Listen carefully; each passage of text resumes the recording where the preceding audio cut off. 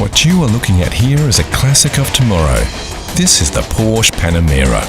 When Porsche announced this vehicle in 2009, there was a wave of controversy around its design. Critics were less than impressed with its unusual lines. Opinion, it seems, is cheap. Sales of the sleek four-door sports coupe with a hatch have surpassed everybody's expectations and have ensured that this unique vehicle goes down as a future classic.